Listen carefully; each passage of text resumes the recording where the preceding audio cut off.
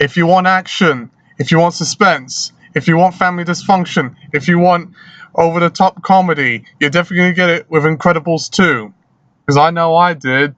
I remember seeing the original myself many years ago, and it's, I believe it to be my fourth favorite Pixar film, just below Toy Story 1 and 2, Bugs Life, and Monsters, Inc., as I would categorize it. And I would say that the original itself was one of my favorite action films of all time, whether it was live action or animated.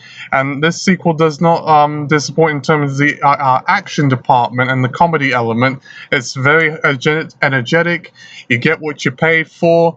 I will say, though, in terms of the ending, doesn't quite pull the final punch like the first one did, but you definitely get a lot of action to the point that it even rivals many of the Marvel films and DC that comes out in recent years.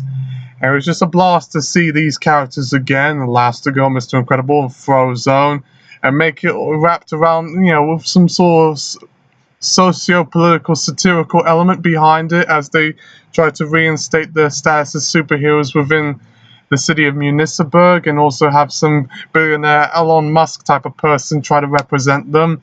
Definitely has its cheeky element, and I think that's the shine of the film, even if the ending itself doesn't quite pull the final punch that it was once had compared to its predecessor. That's pretty much my one and only criticism. I'm also happy to see that it didn't shy away from some brief mild language, or mild bad language. I don't know if you live in the UK or the US, but the film also has one use of hell, crap, and damn. Actually, I think it has two hells. I think that was a bonus. We actually need more animated films to have a little more swearing and adult humor here and there. It can't just be limited to, all the Fritz the Cat sausage pies otherwise. I know Isle of Dogs done the same thing. Speaking of Isle of Dogs, I would say this one, Incredibles 2, and that film are definitely the best animated films of the year. Compared to last year, which was pretty much dead space, even with the exception of Loving Vincent and Lego Batman, Isle of Dogs and Incredibles 2 wiped the two that came out last year out of the water. They may not be perfect, but they're definitely strong in their own right, and I was happy to see Pixar go back into shape and form, because when they done Inside Out, I felt kind of disappointed by it. Like, I thought it was going to be this great thing. I thought it was going to be the new Osmosis Jones, which it wasn't. And then Finding Dory was pretty much forgettable. I really can't speak for that one. And I didn't even see Coco or Good Dinosaur or Cars 3, so I really can't speak for that. But I would say, as far as anything is concerned, this is definitely, what's the word?